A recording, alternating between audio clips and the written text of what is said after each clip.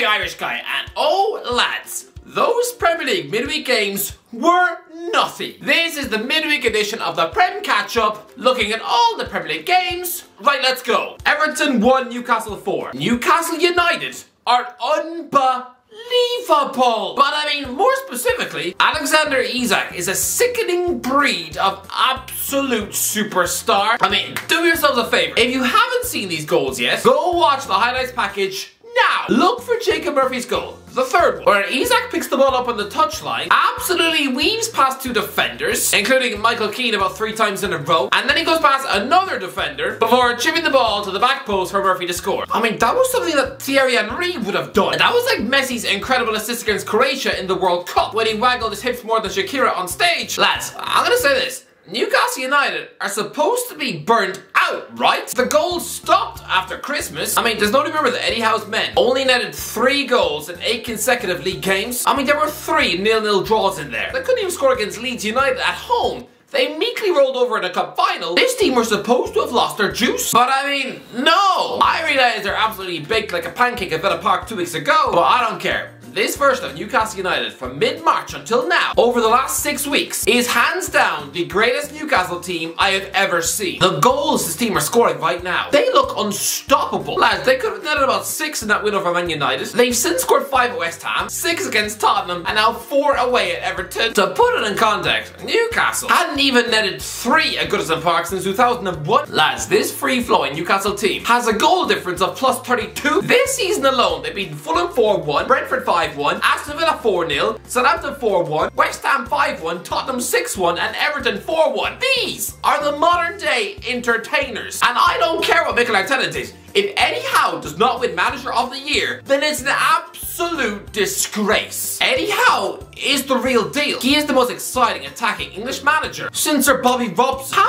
on earth was he out of work for so long after Bournemouth? I mean, his only job offers were from Crystal Palace and Celtic. When really, Manchester United or Chelsea should have been giving him a ring. This is without a doubt the best Newcastle side I have ever witnessed. And what makes it even more bizarre is that 18 months ago, Steve Bruce's Newcastle were arguably the worst Newcastle I've ever witnessed. This is single-handedly the greatest turnaround job in Premier League history. No manager has ever turned such a bad team into such a good one. I mean, I know Harry Redknapp took over the Tottenham team, who were in the relegation zone, and took them into the Champions League within 18 months. That's the only turnaround job that's similar. But this is amazing football. Eddie Howe, he's going to win the Premier League before his career is done. As for Everton, if I'm Sean Dyche, then I am pretty terrified. Does anyone have any faith in this man to save your club? That is now 3 points from a possible 18. I mean, at least when Frank Lampard had the job, Goodison Park was a bit of a fortress. This guy inherited a team who were second bottom of the league. Yeah, 13 games later, they're still second bottom. This isn't working.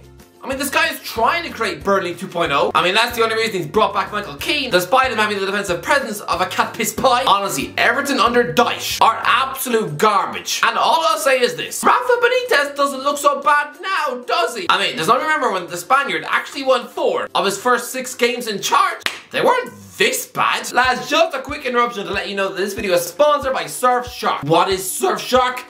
You know very well what is Surfshark. I've only mentioned it about 7,000 times. Lads, Surfshark is a virtual private network. One of the best things about them is their data protection services, making sure that your private messages, photos, videos, and other sensitive material is protected. So no longer will that creepy old woman down the gym be able to hack into your phone and steal those photos of you doing weird things to that teddy bear in the bath. Lads, Surfshark can let you change your location on Netflix to anywhere in the world, meaning that yes, you can watch Match of the Day, even when you're stuck on a beach in Thailand, because God forbid you go one Saturday night without seeing Danny Murphy's mug. You can use Surfshark across as many devices as you like. It's got other features like Alert, a feature that will notify you when your personal info is being leaked online. Anyway, Surfshark are giving everyone watching this video a huge 83% off and 3 months free when you use the code IRISHGUY10. Link in the description. Go now!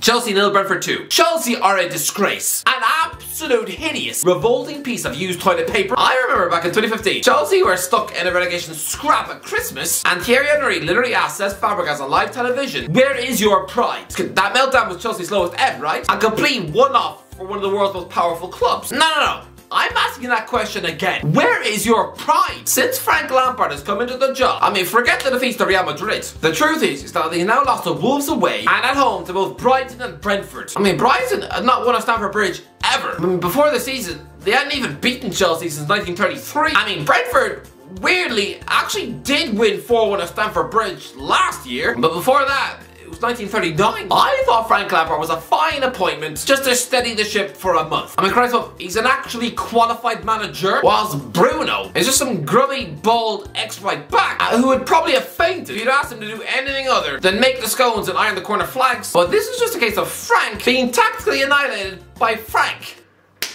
the other one. I mean, Tommy F absolutely run rings around this ex-Derby coach. Remember when Lampard actually had a promising managerial career? I thought Lampard had nothing to lose by accepting this interim gig, but now, I think if any Premier League chairman were to consider offering him a job after this, they would probably have their own fans petitioning for them to have emergency brain surgeons visit their house. Of his last 19 matches as manager, he has lost 16 times and won once. Can you imagine the state of his own self-confidence and belief? Even just looking at himself in the mirror, he's probably close to bursting into tears. And that's not just because he's clearly started eating daily birthday cakes since the day he retired. Honestly, I just feel for Lampard now. This is a man who's been absolutely crushed by the Premier League, but we live in a world now where Chelsea are losing every week. They are actually 11th in the league, and we're just 3 days off May. There's just 10 points separating them from the relegation zone. They are just ahead of an actual relegation battle, but only just. I mean, it's been like a couple having an egg sandwich picnic 5 miles away from a volcano. I mean, yeah, you're probably not going to be caked in lava, but I mean, your ice cream cones might still melt. Chelsea are safe. They have done enough, but still, if they don't turn this run of form around, they could legitimately finish inside the bottom 5. I mean, they're just coming up against teams who want it more. I reckon they'll lose to a wounded Arsenal, lose at Bournemouth. I mean, why not? Lampard's already been battered at this ground this season twice. I mean, he took his Everton team to Bournemouth and conceded 7 goals. Clearly, Gary O'Neill isn't scared of Frankie Lamps. I reckon they'll beat Nottingham Forest at home, salvage some dignity with a narrow 1-0 win, but then they'll get flattened at the Etihad by about 5 goals to 0. They'll lose at Old Trafford too before, round out the season by being outclassed by a confident Newcastle at home. That puts them on 42 points. The same total that West Ham once got relegated with, weirdly, the season after Lampard left the club. If Chelsea honestly wind up at 42 points, words won't describe how pathetic that actually is. To think this team actually won 4 games in a row from September 3rd to October 18th. That Graham Potter honeymoon bounce. That's the only reason they're not in a relegation scrap.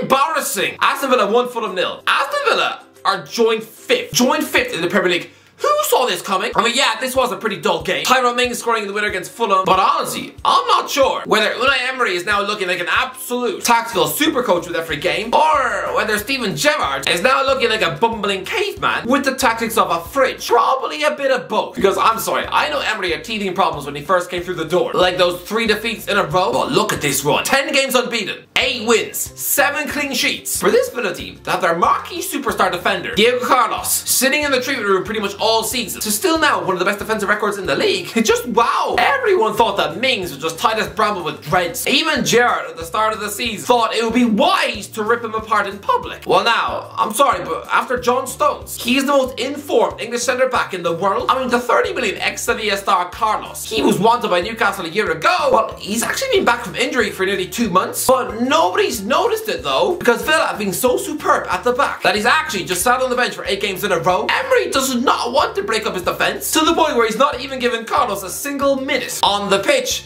They don't need him. Trying to break down Villa right now is a bit like trying to win an arm wrestle with an orangutan down the zoo. I mean, yeah, he's more likely to rip off your skull and use it as a tennis ball. Emery has formed one of the best Premier League defences, all while using Ashley Young at right back. This man does not get enough credit. He's like another James Milner. People like to mock this guy on Twitter for being a Manchester United flop who likes the taste of pigeon poo. Put some respect on his name. This is a man who's into his 17th season in the Premier League. I mean, it would be 18, but I mean, he chose to just take time off to just go and win Serie A instead. I mean, considering this guy was a Watford striker in 2005, then by all rights, he should be a washed up, semi-retired bloke trying to be a pundit at Match of the Day too, but he's not. He's excelling every week at right back. And look at his career. Lads, if you add together the combined list of achievements of the managers that Ashley Young has played for, then it's 17 Premier League titles, 9 FA Cups, 13 League Cups, 7 Champions Leagues, 8 Europa Leagues, 6 European Super Cups,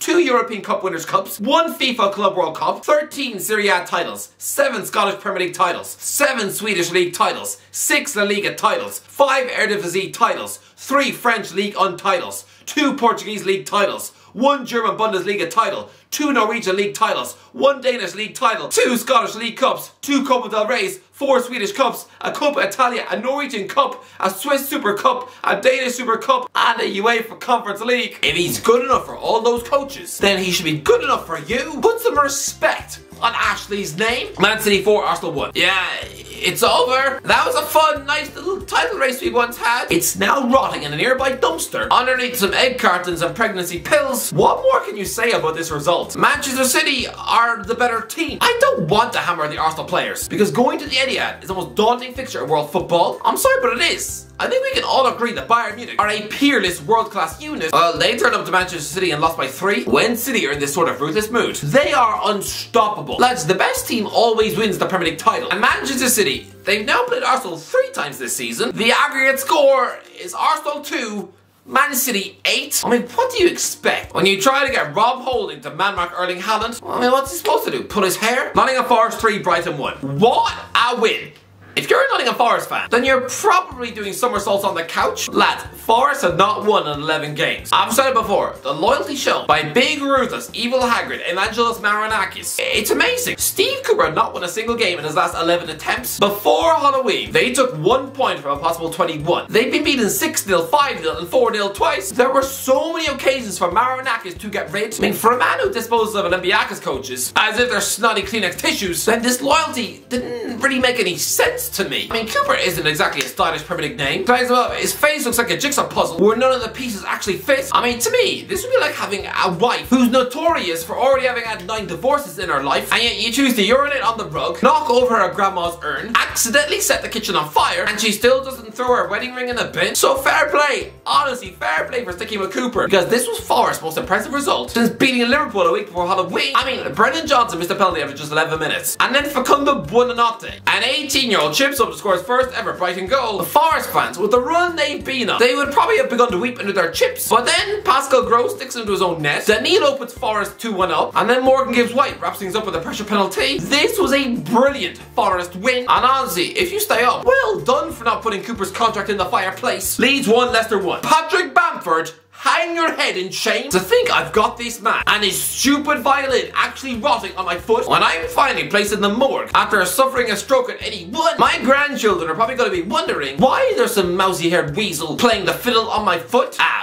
We're kidding. There'll be no grandkids. It'll just be some fat nurse rolling me out of the nursing home in a wheelbarrow and tipping me into a skip. But honestly, remember when Bamford defied logic to score 17 goals for newly promoted Leeds United in a Premier League season? Those were Jamie Vardy numbers. It didn't make any sense. This is a guy who'd already failed in this league for Middlesbrough, Crystal Palace, Norwich City, and Burnley. He always looked like someone who weighed less than a pack of the Monster Munch, and yet he exploded under Marcelo Bielsa. And off the back of that, the guy went on to play for England. Well, now, he wouldn't even get a game for England. See, this is the real Paddy B. I realise confidence is a huge issue in the sport, and part of me feels a little sorry for the guy, even though he once called my foot disgusting. But he's literally been given a chance on a plate in the final minute to win the game for Leeds, and he scoffs it. You know when you play football in PE at school, and there's always some reluctant bookworm, you know, the type who turns up for PE lessons in jeans, the X-Men comic fanatic who only ever exercises when he runs for the ice cream van. It's like when he just sticks out a lazy leg to swipe at the ball. That was Bamford. I would have scored that. You would have scored that. My dead dog would have scored that. And that goal would put 5 points between Leicester and Leeds. Oh, but this was an awful match though. Remember when Leeds were a zesty, adventurous, free-flowing, brave football team under Marcelo Bielsa? Remember when Leicester were a goal-scoring, hungry, ruthless, attacking unit under Brendan Rodgers? Yeah, that's all gone now. I mean, what's the opposite of a glow-up? Because both of these clubs' identities have been attacked with a blunt fork. This was like scratching up the Mona Lisa with a spoon. This is just 90 minutes of stale, boring, Route 1 football from the masterminds of Dean Smith and Javi Gracia. 2 Donna's dishwater dinosaurs, men sacked by Watford and Norwich. I mean, was it really worth it for this? Lads, Leicester and Leeds are clubs who competed in the knockout rounds of the Champions League. I know these clubs both fell on hard times, roughly around the same time. I mean, they both got relegated together in 2004. They were also in League 1 together, but I thought relegation battles involving both these clubs were a thing of the past. But no,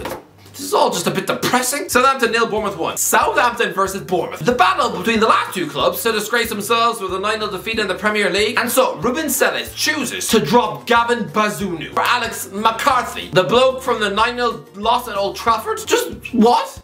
Do you have shreddies in your brain, Ruben? Southampton are done, they are down, and they've only themselves to blame. How do you go from being 3-1 up at the Emirates? You look like you've reignited your survival fight, and then you meekly lose all 3 points at home to Bournemouth. Isn't this supposed to be a semi-derby rival race? Southampton are down, but Bournemouth, wow, that is now 3 away wins in a row. I mean, you now have 36 points. If they beat Leeds at home, they'll go level on points with Chelsea in May. That'll be it. They'll have done it. And then if you beat Chelsea at home in the next match, you'll probably go above them in the league. I'm sorry, but if little old Bournemouth, after beginning the season with a 9-0 trouncing, if you actually finish above Chelsea this season, my head might explode. Tottenham 2, Man United 2. This was the perfect result for Newcastle, wasn't it? Manchester United go 2-0 up against a wounded Tottenham. But then Ryan Mason's boys rally. Pedro Porro spanks in a wonder goal. Bruno Fernandes hits the crossbar, and then Son Heung-min snatches a point. But honestly, neither club will be happy with this result, especially Spurs, because now they're 6 points behind 4th. And Man United have 7 games left compared to their 5. They're not getting into the Champions League. And what makes it even more embarrassing is that they're now level on points with a football club who wasted a third of the season listening to Stevie G. West Ham 1, Liverpool 2. Liverpool are good again. Quality win to come from a goal down. Cody Gakpo smashes in a wonder goal. Trent Alexander-Arnold's back at the top of his game. Good work all around. Nothing more needs to be said. Wolves 2, Crystal Palace 0. Wolves are safe. The end? Anyway, that's the video. Let me know in the comments. What do you think in the comment section below? Let me know. What did you make of the game week? Let me know. If you enjoyed the video, don't forget to like, subscribe as always. I'll talk to you in a while.